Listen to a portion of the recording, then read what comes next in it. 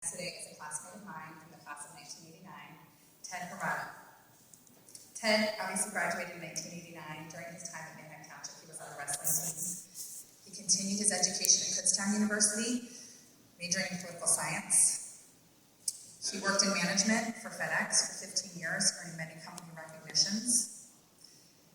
And in late 2010, Ted was diagnosed with ALS, otherwise known as Lou Gehrig's disease.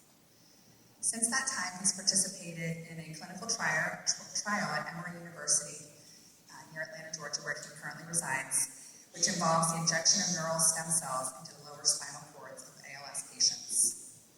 He's also become an advocate for the ALS community, writing articles, raising funds, and speaking on Capitol Hill. As I said, he currently resides in Atlanta with his wife, Michelle, and their family. He has a son, Ted, and two daughters, Jordan and Ashley. And I'm very honored to be recognizing him today with the 2013 Distinguished Alumni Award.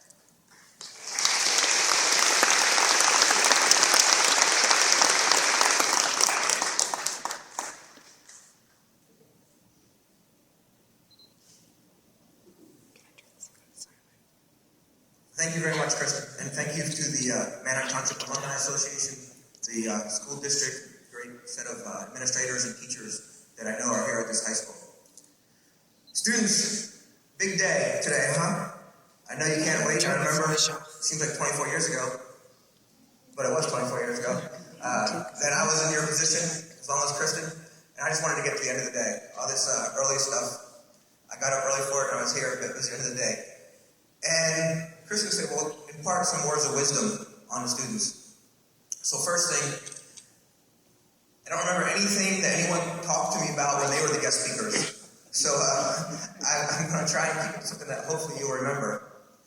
When I was here at Manheim Township, I graduated in the half of the class that made the top half possible. So my point is, wherever you're at today, you're still just at the base of the mountain. You all have an opportunity to excel in this world and make a difference in your lives and others' lives around you. Two things I distinctly remember from Manheim Township in my education here. Well, I can't probably regurgitate the Pythagorean theorem. There's two pieces of advice that was given to me that stuck with me. One was from my wrestling coach, Coach Ken Whistler, a wonderful gentleman. And every day he would tell us, my friend Kirk Fergonis back there on the team with me, fellow graduate. You're either going to get better or you're going to get worse. You're not going to stay the same. You have to work harder. Every day I heard that. And now every day since high school I've heard it in my heart. And I literally have had thousands of people work for me, and they've all heard it. As I tell them, my wrestling coach said, guys, you either get better or you get worse, but don't stay the same. We got to get better. So remember that as you go through life, there's no coasting. It goes one direction when you coast, and that's downhill. In addition to that, the other piece of advice that I remember, there was I know he's still here, a math teacher. He was also the baseball coach for the township team. Mr. Bill Sassman, had a great relationship with Mr. Sassman. And I think every year, because predominantly all the girls voted him, he was the most popular teacher. But I had to concur with that as well. And one time we were talking, and he was really someone that I looked up to. And he said to me, what do you want to do with your life? Like many of you, I don't know that I was sure what I wanted to do. But I just said, you know what, I think being a lawyer might be a good idea. And he just looked at me and said, Ted, you're a smart guy. I see great capabilities with you, but you won't be a lawyer. And I said, why not? He said, you don't have enough passion. You need to have more passion in your life. If you want to be a great lawyer or great at anything you do, you need to be full of passion for that one thing. And that's what I want to ask all of you today, is understand your passion in that one thing. You may not find it right now. You may find it while you're in college. You may find it after college. As Kristen said, I spent over 15 years in a total of about 18, 19 years working in transportation and logistics. I didn't grow up thinking I wanted to work for FedEx or I wanted to work for DHL. But like all of you will see in a few years, when you graduate from college, the reality hits you, and you need a job. So, I still didn't know what I wanted to do when I grew up, but I knew I liked management, so I went to work for FedEx Ground. And I realized there I had a passion. There's two things. I like to be the best, and that work harder, you don't get better, you don't stay the same, you get better or worse, always drove me. And the other, I'll admit, today is that I had a problem with having authority figures around me too close, so I figured the harder I worked, the higher I could get and wouldn't have any bosses close to me.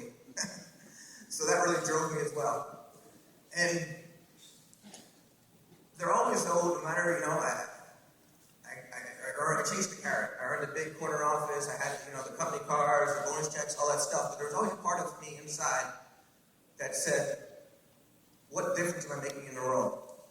And I tried to rationalize sometimes. I can rationalize with the best of them. I would try and rationalize and say, well, you know what? I'm married to a wonderful woman, Michelle. I have 3 wonderful kids. That would be my legacy. I convinced myself as you do the 60, 70-hour weeks and you're traveling all over the place, that's how I'm making the world better, is through my family. But I've also, a few years after that, still in the peak of my career, I caught a bad break. And I'm quoting Lou Gehrig there, because that's what he said on Yankees Field in his last speech. And when you're given a diagnosis of ALS or Lou Gehrig disease, it's certainly a life-altering diagnosis. And I realized no longer was just chasing the carrot good enough for me. I also learned that while I took pride in my numerous promotions, the 2 most important promotions I received was becoming a husband and becoming a father. Because that was more important in life than anything else I could do. And then I realized, Ted, now's your chance to make a difference in this world. Almost felt like I had a second chance. Regardless of the diagnosis, I felt like I could do something good to come out of something bad. And as Christian said, I was fortunate to become part of a trial. And I'm not going to bore you with all the details, but it's very invasive and it's very groundbreaking. And it's gotten a lot of, the story itself has gotten a lot of attention. And through, God's will, through science, through medicine, it actually helped me. I still have the disease, but it helped me. And with that help, I found my voice. I'd be happy to tell Mr. Sassman that I have my passion. I found my passion. And I do everything I can to advocate on behalf of all ALS patients. As Kristen said, I've been to Capitol Hill numerous times, I think 4 times in the last 4 months. I've met with senators and representatives. I've testified to the FDA. I started a nonprofit called Treat Us Now. I'm on the board of directors for the Georgia ALS Association. And I spend my spare time and energy when I'm not devoting it to my family on finding a cure and making a difference for every ALS patient.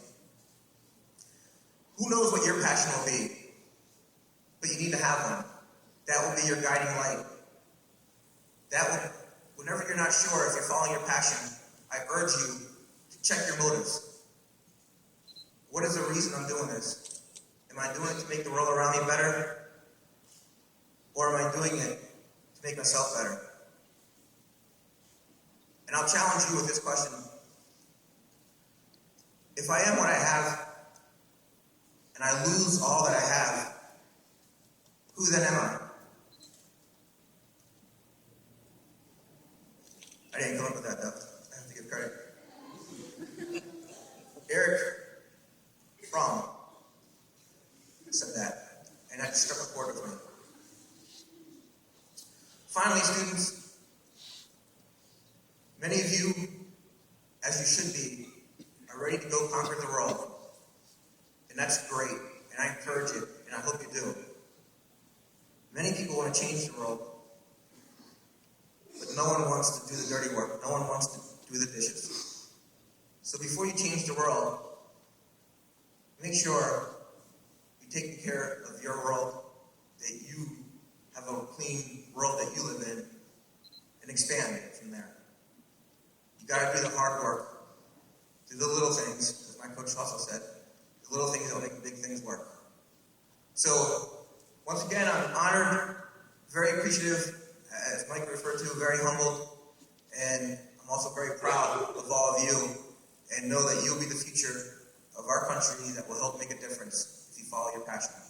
Thank you and congratulations.